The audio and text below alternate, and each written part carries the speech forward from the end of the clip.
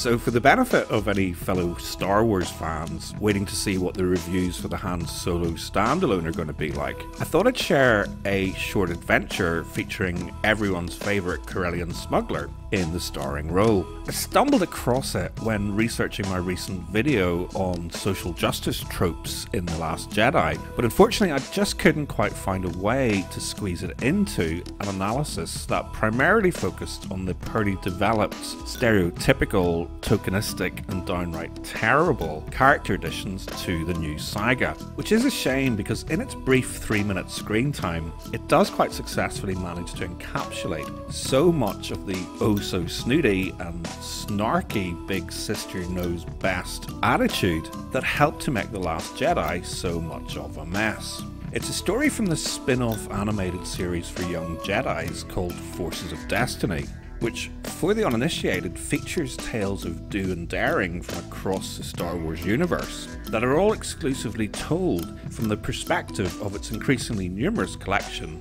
of strong female role models. Consequently, an Imperial feast is supposed to primarily focus on a certain princess's perspective, but it's a very particular portrayal of one lovable rogue that makes it so worthy of note. Now, I'm not going to get all precious about Disney desecrating childhood memories or anything, and to be honest, the main reason I thought I'd bring it to your attention is because it made me laugh out loud when I first watched it. And so I thought it might give you a bit of a chuckle too. But it does nicely complement much of what I had to say about Lucasfilm's story group in my recent analysis. And the thing that I think makes it especially funny is that according to the strict rules set down by Disney and the aforementioned story group, this little side adventure is officially part of the sacred Star Wars canon. It's set in the aftermath of the famous Battle of Endor and features the great Han Solo in his prime,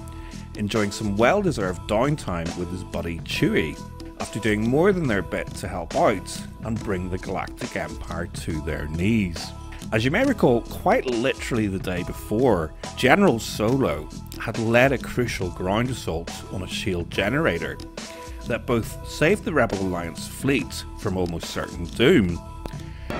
it's a trap! And allowed them to destroy the Empire's fully operational superweapon Death Star and effectively ending their reign of tyranny. Anyway, our story begins with Han and Chewie hiding behind a tree, laughing their asses off at the plight of some vanquished stormtroopers who are about to become the main course in a celebration feast for those cuddly Ewoks who've worked up quite an appetite after fighting side by side with the rebels in their darkest hour. It's never established whether Han really would have left the poor vanquished foot soldiers to their date with a spit roast, because fortunately for them, Princess Leia makes a timely appearance and starts trying to explain the galactic equivalent of the Geneva Convention to a bunch of hungry teddy bears. Anyway, unfortunately for the prisoners of war, the teddy bears are having none of it, so having already firmly admonished Han and Chewie for their fit of shits and giggles behind the tree, she commands them both to go on an errand and source some supplies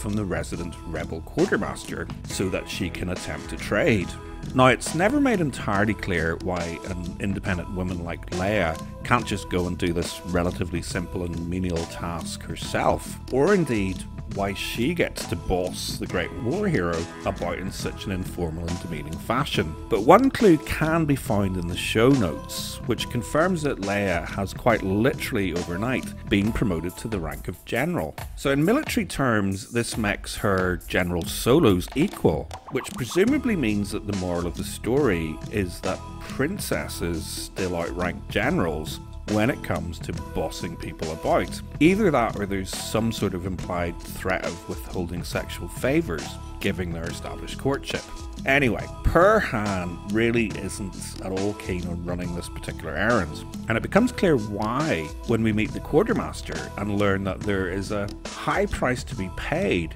if Han doesn't want to go back empty-handed. Because it turns out that the strong female role model with the keys to the teddy bear snacks, who by the way also happens to be a general, won't hand over the goods unless Han admits that her spaceship is considerably better and faster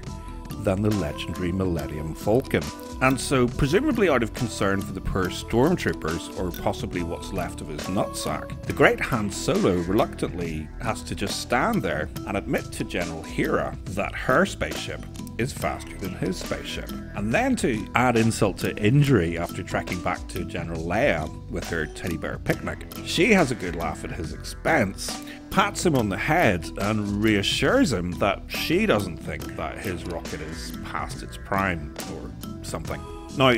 seeing as how this is supposed to be official canon and all, I guess you could argue the story does offer some significant insight as to why Han and Leia's love affair didn't last the distance, and how the troubled Kylo Ren ended up in a broken home.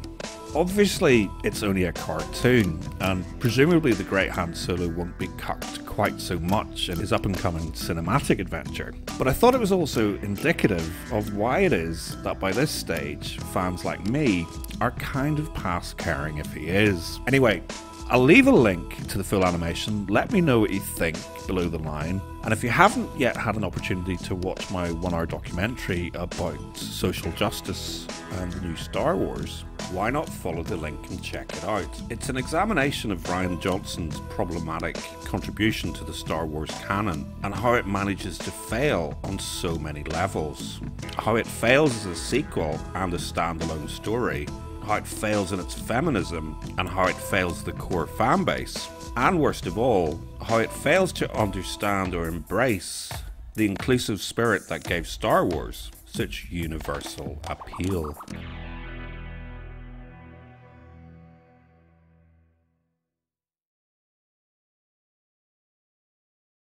Can't you see it too? There's an elephant in the room.